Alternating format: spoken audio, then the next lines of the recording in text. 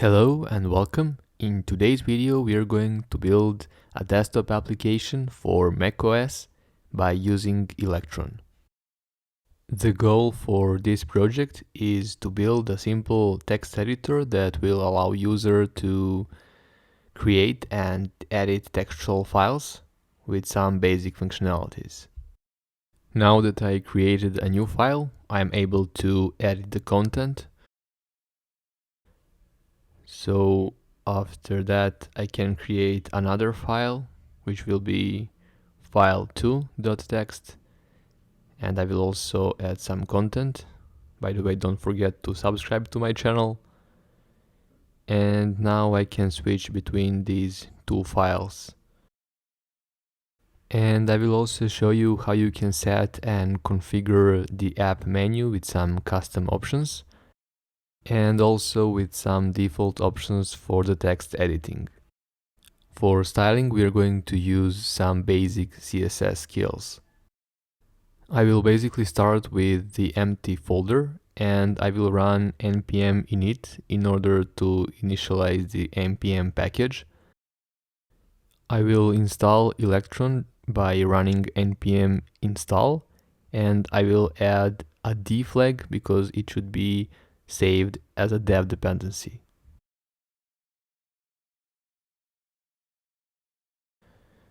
I will rename the main entry point to the main.js file, and I will create that file in the folder. So I will create a function that will create a window when the application is opened. And I will create the main window variable where I will store the object created by BrowserWindow constructor function provided by Electron, and I will specify some properties for width and height of the window.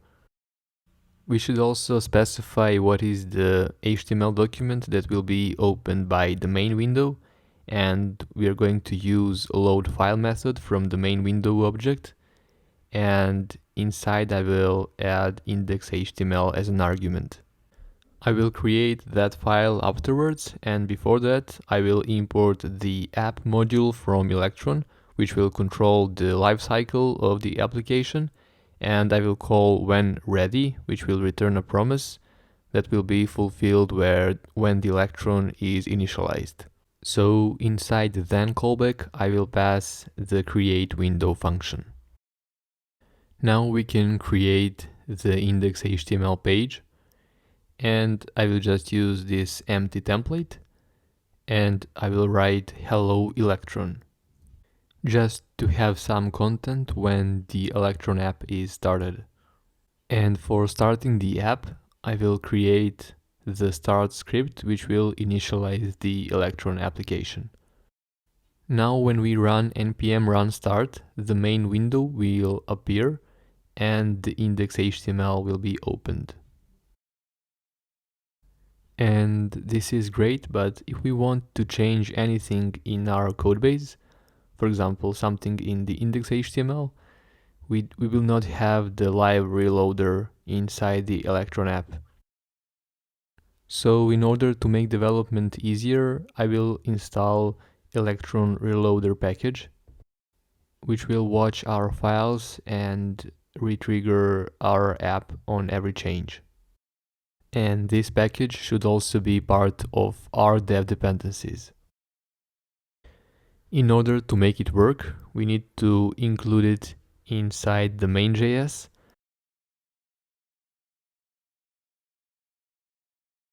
So I will add require for electron-reloader and I will pass the module object. Now we could run npm run start command again.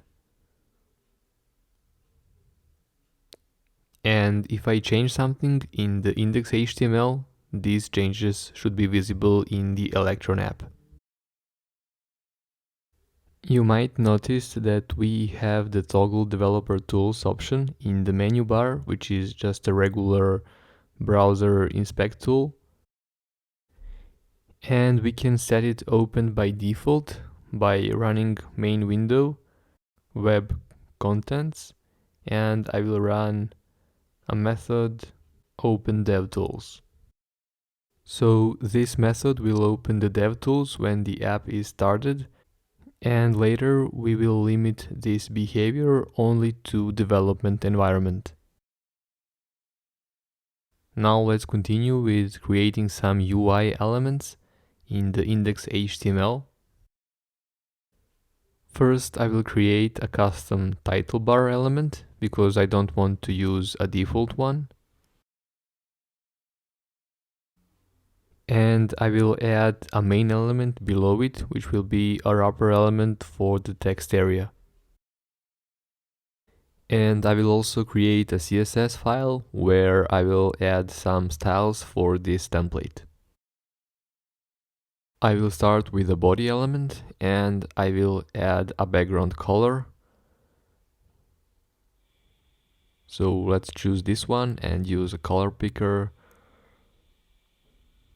Let's search for something darker like this one.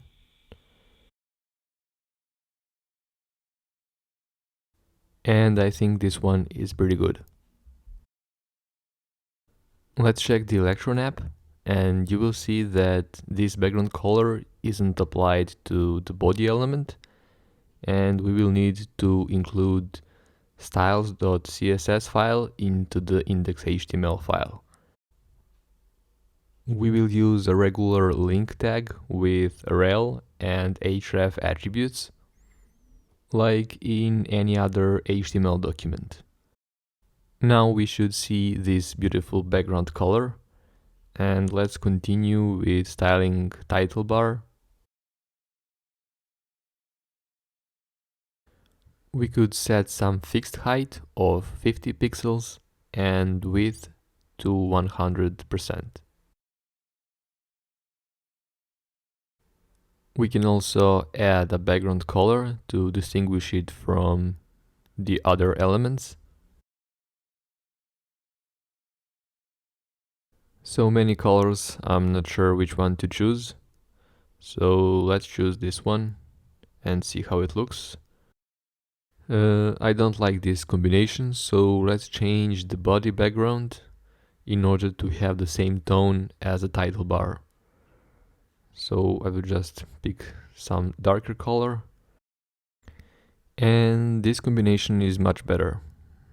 It looks like a text editor in the military service, but who cares? We could also set margins to 0 for the body element.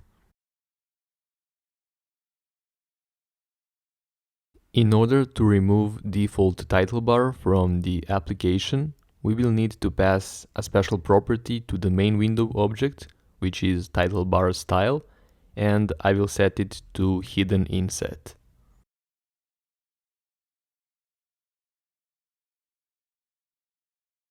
Now that the title bar is gone, I would like to make this new title bar draggable so that the user will be able to move the application window on the screen. With WebKit app region set to drag, I will have that behavior. Now we can move this main window wherever we want. And let's add more elements to the title bar. I will add a span element where I will display the name of the document that is opened. And for now I will just have this text as a placeholder, and I will create another element menu section where I will add some buttons for creating and opening textual files.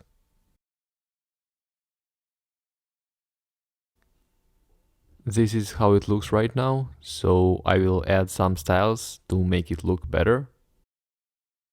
I will use Flexbox and I will set display to flex, and I will align items to center, which will make title bar content vertically centered. And I will also add justify content and set to flex end, which will move all the elements to the right side of the title bar. I would also like to make some space between the document name element and the buttons, and between the buttons and the right border of the title bar.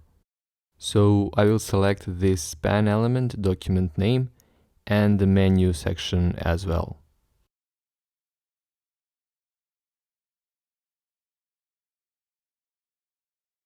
And I will set margin right to 10 pixels. And the layout looks good to me, but instead of these textual buttons, I would like to replace it with some icons. So I will search for material icons.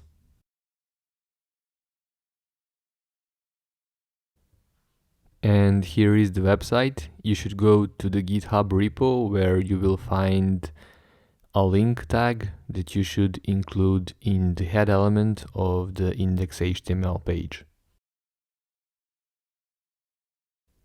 I will put it here, and let's search for proper icons for our buttons. I will search for the launch icon, which should be a good choice for the button that should open the existing file. And I will choose field variant of the button, and now we can copy and paste this snippet. And for the button that should create a new file, I will use node add icon.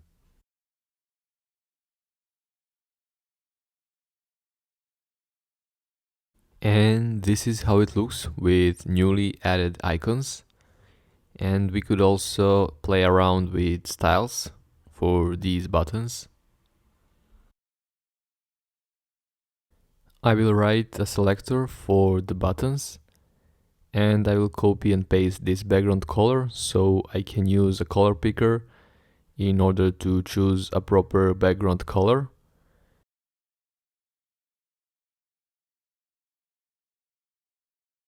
And we can also remove border and outline from the buttons.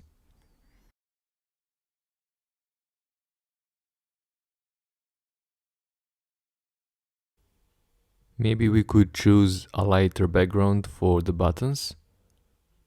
So I will change it to this one. And we can also set a text color to white.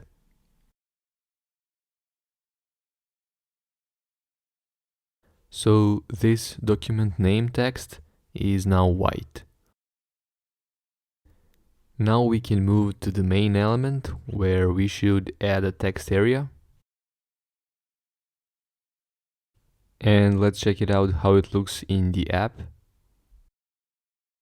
Not very representative, but what to expect without CSS. So I will write a selector for the text area, and I will set width to 100% and height to 100% as well. I would like to spread the text area to the bottom of the application screen.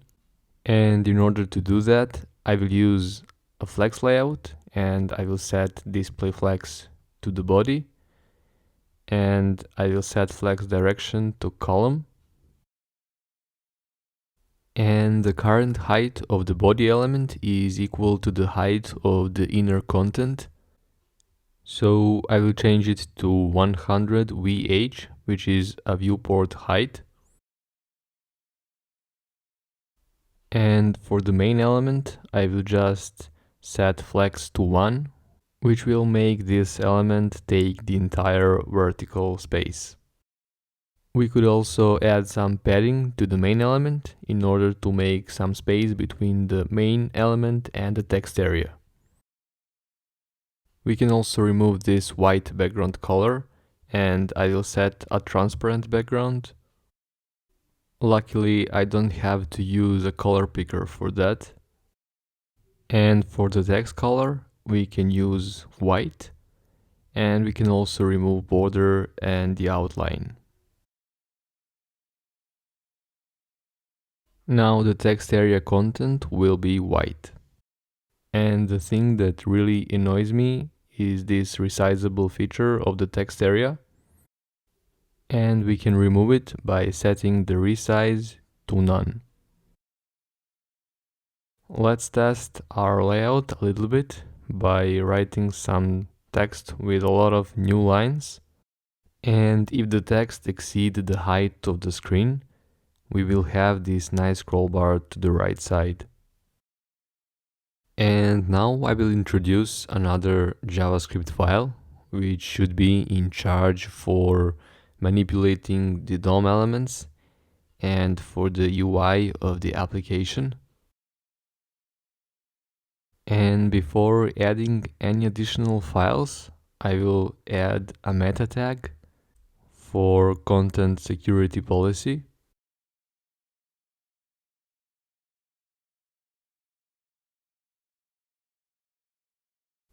And I will set script source to self. That will restrict loading of the scripts from origins other than Electron app, which is important for preventing cross-site scripting and data injection attacks. Now we can load the renderer.js file from the main process, and I will use the main window object and the property web preferences. And inside I will specify a preload property where I will add a path to the renderer.js file. I will need to include the path module. And for generating the path, I will use join method. And for the first segment, I will use get app path. And another one will be the file name renderer.js. Now I will write some code in the renderer.js in order to check that the script is loaded. I will add an event listener, DOM content loaded. This event will be triggered when the index.html page is completely loaded. And here I will just call an alert function and place some text inside. We can check the app to see if it works fine. Now we can write some click event listeners for buttons inside the main section. I will use getElement by ID, but first I will need to add IDs to these buttons. First one will be open document button, and the other one will be create document button.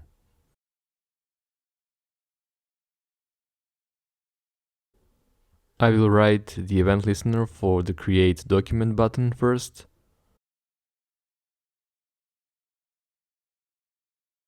It will be a click event listener, and I will pass a callback function. And before moving on to the event handling, maybe we could store all the DOM selectors at one place, so it will be easier to use them. I will write an object where each property will represent the DOM element. So now instead of writing the whole selector over and over again, I can just use create document button property from the L object. And we can write a console log in the callback function in order to check that everything works fine. Now you can check in the browser's console that event is triggered with each click on the button. Now I want to let the main process know that the click event has happened. And for that I will use ipcRenderer event emitter that is provided to us by Electron. And it should be in charge for sending messages from the render process to the main process. I will call this channel create document triggered.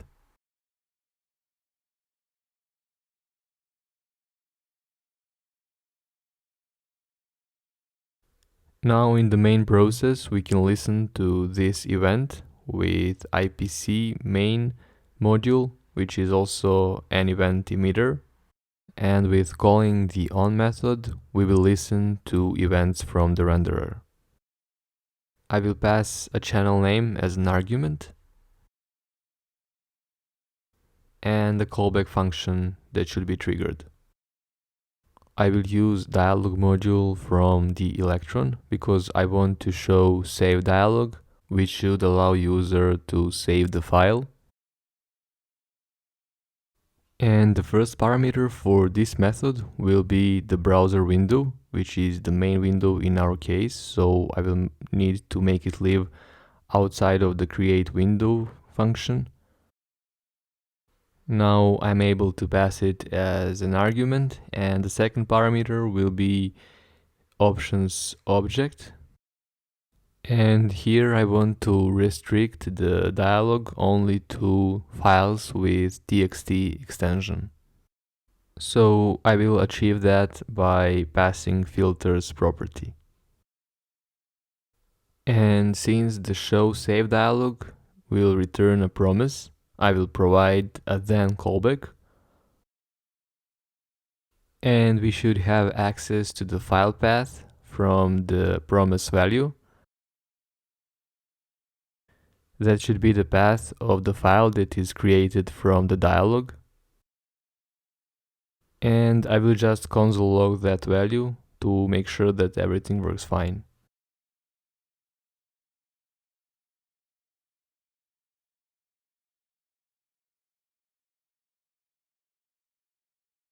And if you check the browser's console, nothing will appear because this console log is inside the main process. And in order to see this value, I will quit the app and run npm run start again. And now when I click on the button and save this file, the value should be in the Visual Studio Code terminal. Now I would like to create this file on this file path. And in order to do that, I will need the file system module. So I will include it into the main.js. And inside the then callback, I will call write file method from the file system module. The first parameter will be file path, and the second one will be data, which is actually the content of the file, which will be an empty string since we are creating a new file. And the last one is a callback function which should be triggered when everything is done. And it will have the error parameter, which we can use to check if something went wrong. So in case of an error, we can console log the error text for now. But in other case, let's first remove this console that Visual Studio Code included by mistake. And in other case, we would like to send the event back to the renderer process. We can use web contents property of the main window object, and with the send method, we will specify the channel and the payload that we want to send, which is in this case path of the file. And when the file is opened or created, I want to display the name of the file into this document name span element. And before that, the default text should be no file selected. Now I will create an event listener in the renderer process. I will use ipcRenderer on method, and the channel will be document created, and then I will create a callback function. First parameter will be the event object, which I'm not going to use, so I will place an underscore for that. And the other one will be a payload, which is the file path in this case. I will create a selector for the element that should contain the document name. I will add an ID document name, which I'm going to use in the selector. And now I will use getElementById method and pass this ID. So in the event listener, I can use this element and set the inner HTML to the file path. And when the file is saved, the file path will be displayed in the app. It seems that we have an error. It says that the console module cannot be found, so it might be the previous issue when the VS Code included some console module by mistake. So I will quit the app and run npm run start again and see if it solves the issue. And it works fine. So let's see what happens if we save a file. And voila, we have a file and the file path in the app. And I would also like to make the text area disabled until the file is opened or created. And I will also add an ID that I will use for selector. And I will include the file text area into the L object. And when document created event is triggered, disabled attributes should be removed from the text area, so the user will be able to type. I will use remove attribute and pass disabled as an argument. And we can also set a default value to an empty string. And I want to have a focus on the text area when document is created, so the user will be able to type immediately after creating the file. Now when I open the app, the text area will be disabled until I create a file. And now the focus is on the text area and I am able to type. Now in the title bar, I have this huge path of the file, and I don't really want that. I want to display only the name of the file. I will include the path module, and I will use parse method, which should return different parts of the path wrapped inside the object. And the base property should give us the name of the file. Let's check it out. If I create a file, only the file name will be displayed in the title bar.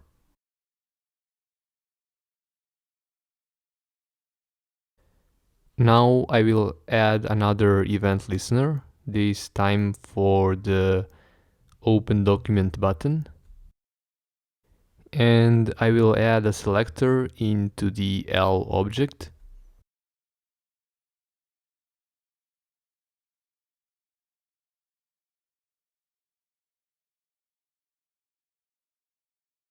I want to listen for the click event on this button.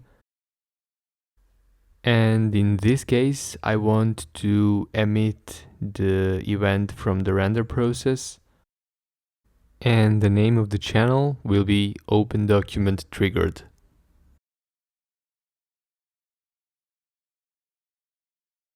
And inside the main process, I will add an event listener for the Open Document Triggered event. And when this event occurs, I will open a dialog. I will use show open dialog method, which should act as a file or a folder selector. And we can specify that we want to use only the file selector. So I will set the open file text as the only item in the array. And I will add a filter that should display only the text documents, because we don't want to allow users to open images and files with extension other than txt. The show open dialog will return a promise, so I will add a then method. And I will also add a callback function which should have a file paths property inside the promise value. Please notice that there is a difference between promise value of the open dialog and the save dialog. One is the file path and the other is file paths. File paths should be an array, so I will select just the first item, and that is fine because we didn't provide an option for multi-selection, so it will always be one selected file. Now I want to load the content of the file, and I will use the file system module for that with the read file method. The first argument will be the file path. The second one will be UTF-8 for encoding, and the third one will be a callback function which should be triggered when everything is done. And the callback function will have two parameters, which will be an error and the content. In case of an error, I will just console log the error.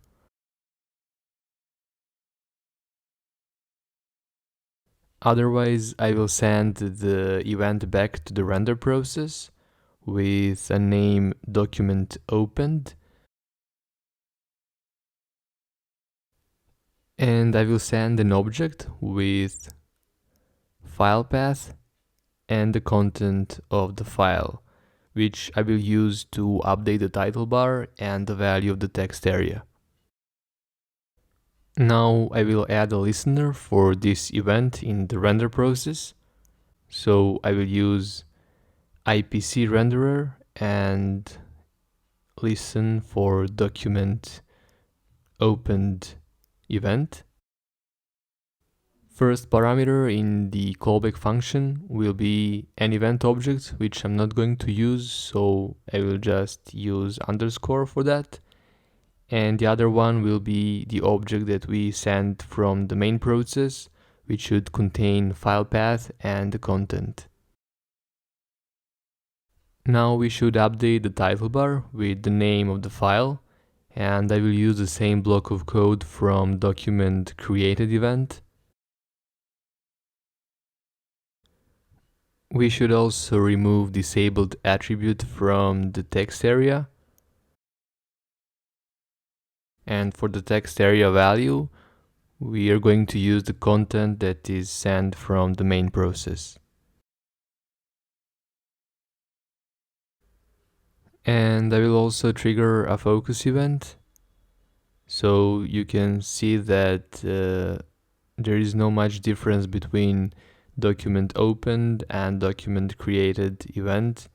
So I think we should create a separate function for that and to wrap all of this code inside that function. I will name it handle document change, and I will copy and paste this block of code. And the function will have two parameters. First one will be the file path, and the second one will be the file content, which will be an empty string by default. Now, instead of repeating the same code, I will just call the function with the necessary arguments.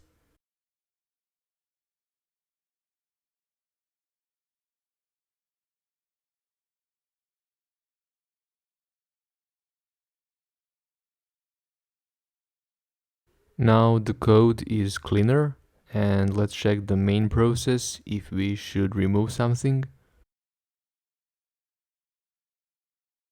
And we can remove this console log for now. Now let's check how opening a file works. I will select a file from the desktop, and you will see that the title bar will be updated with the name of the file. So you will also see that the text area will become enabled, but it will just have an empty content since none of the file has any text inside. Now the next thing will be to update the content of the file when user is writing in the text area. And we should add that into the render process because we will need to add an event listener to the text area.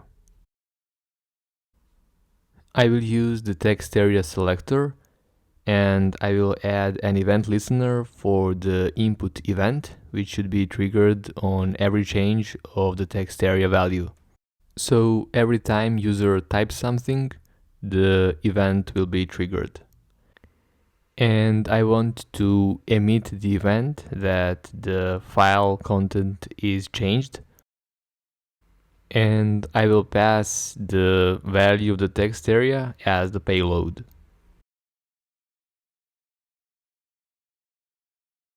Now in the main process, I will add an event listener for this event. I will use ipcMain and the on method, which should listen for the file content updated event.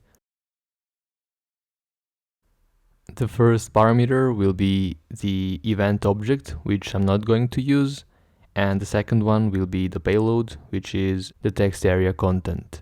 And I want to use the writeFile method from the file system module, and this method should update the content of the file. I will need to have the path of the opened file exposed somewhere so I can use it in any function in the main.js file. And I will declare a variable below the main window variable. And I will update the value of this global variable when the file is opened or created.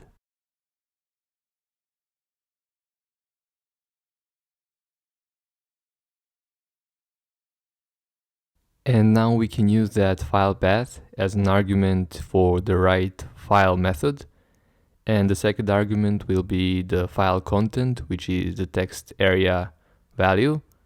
And the third argument will be a callback function, which should be triggered when everything is done. We will also have the error parameter if something went wrong. And I will just place the console log for now.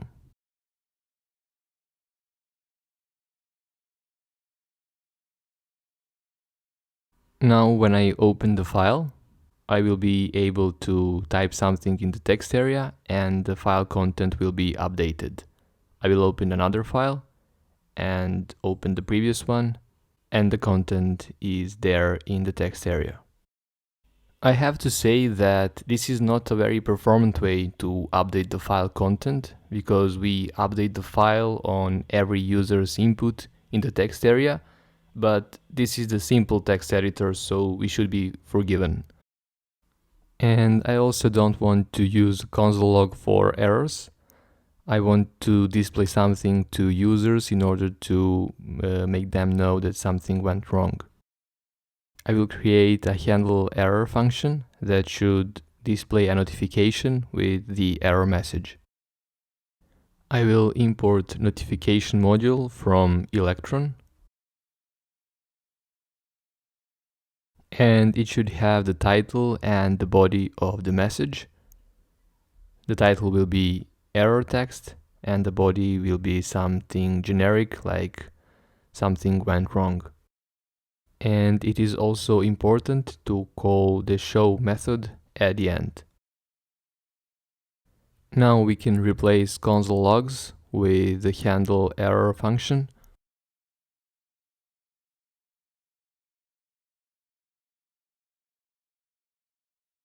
And now in order to trigger the error, I will just change the path of the file that should be opened. And since the file doesn't exist on this path, it will just throw an error. Well, nothing happens for some reason. I think I need to restart the application. I will quit the app and start it again with the npm run start command. And let's check it again. If I open this file, and notification is here. And let's also revert the changes back. Otherwise, we will see a notification every time we try to open the file. Now let's check if everything is back to normal. I will select a file, and now I will write something in the text area. So if you find this video useful, please subscribe to my channel. You probably noticed that our application has its own menu bar with some default items.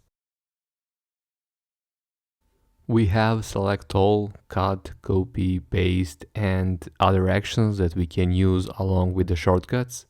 And we can also specify our own menus with submenu actions. I will show you how you can do it. Inside the create window function, I will specify the template for the menu bar, and it should be an array of objects. I will set the label property, which will be displayed in the menu bar, and the first menu item will have a name file. I will also add submenu items to the file menu. The name of the first item will be add new file, so when user clicks on the item, the open file dialog will appear. Now we should specify what happens on the click event. I will use ipcMain event emitter and call the emit method. And let's search for the event name. And we want to fire this open document triggered event. So if you are happy with this menu template, we can apply it to the menu bar, and I will use the menu module from Electron and build from template method, where I will pass the menu template as an argument.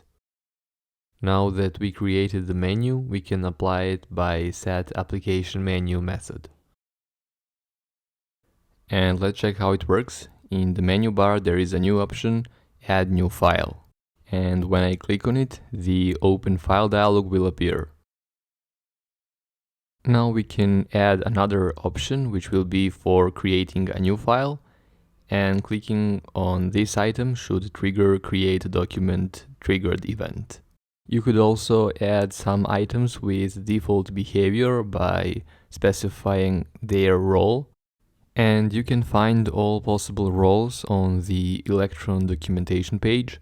And on the page provided for the menu, I will search for menu items example. As you can see, there are a bunch of options, so you can just use them out of the box. And I will copy and paste this quit role. So I will have the menu item where user can quit the application. And I will also use this edit menu because it provides useful options for editing file content. And I will remove this isMac flag because I don't have a Windows machine to test how it works. So I will just keep the macOS version. Sorry Linux and Windows users. And we have some edit options, and let's test it out. I will click on the create file option and create a new file, and now when I write some content, I will be able to use the options from the edit menu, like the undo, for example. One thing that I want to add to the menu items list is displaying the recent items that were used by our application. Let's search for it on this documentation page. And I cannot find such a thing on this page. I will Google for it. I will Google for Electron recent items menu and see what comes out. This is the page I was looking for. And here is the part with the menu items. I will copy and paste it into our menu template. I think here is a good place for this menu item. And I would also like to add a separator between this item and the item above. So we can copy the menu item with a type separator. And now we should have a horizontal line between these two items. And you can also notice that the list of recent items is empty. So every time a user opens or creates a file, I want to add that file to the list of recent items. And in order to achieve that, I will use the app module from Electron and call add recent document method. And I will pass the path of that file. I will use the same for both events. And now if I open the app and select a file, that file should be added to the list. And you can also use clear recent option, which should remove all the items from the list. Now let's bring back some recent files. If I click on any of the recent files, nothing really happens.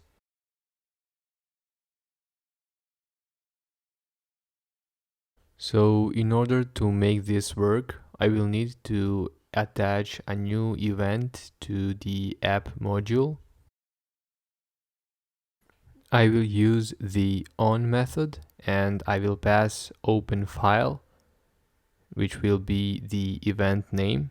And the second argument will be a callback function with the event object and the file path.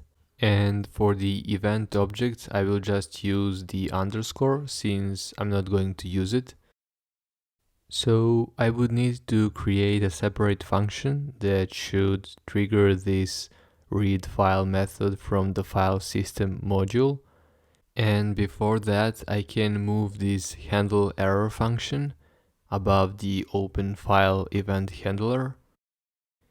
And now I can create a new function which should be in charge for reading the file from the file system module. It will have a file path as a parameter.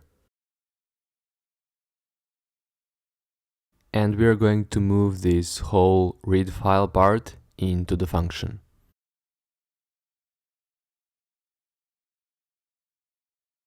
Now we can use the open file function inside the open document triggered event handler. So we can call it with the file path as an argument, and we can also use it inside the open file event handler. And now if you open the recent items in the menu bar, after clicking on the file will be opened. I think we added enough features to this application, and now I will add electron-builder into the project that will build and package our app into distributable format, so we will have the same look as a native application. And I also want to add an environment variable into the start command. I will set it to development because I want to display stuff like DevTools only inside the development environment. I will create a variable which should be true if we are in development environment.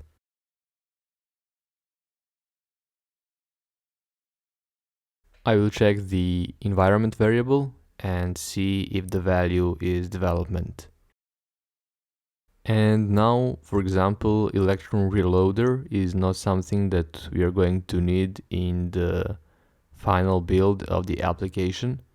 So I can wrap it inside a try catch and put it inside this if statement.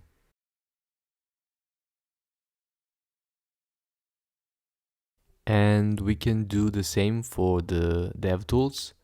We should open the DevTools only if we run the application in the development environment. We don't really want to let our users see the DevTools.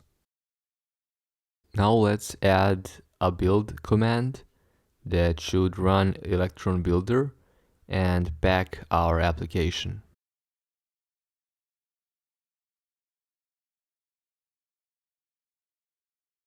Now I will run the build command.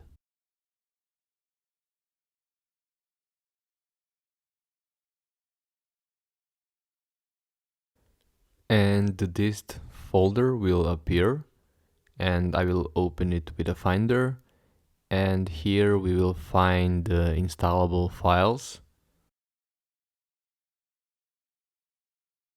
And I will use this DMG file in order to install our text editor application. And the app should be available in the Launchpad.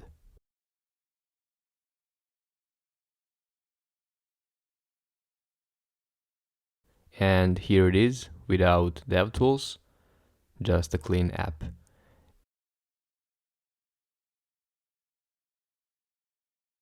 And let's open a file in order to make sure that we didn't break something and that we still have our text editor features. So I will choose a file from the desktop.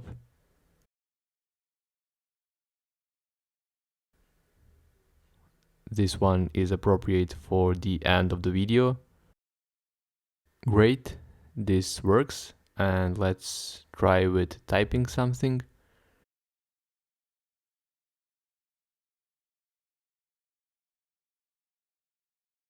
And this also works fine.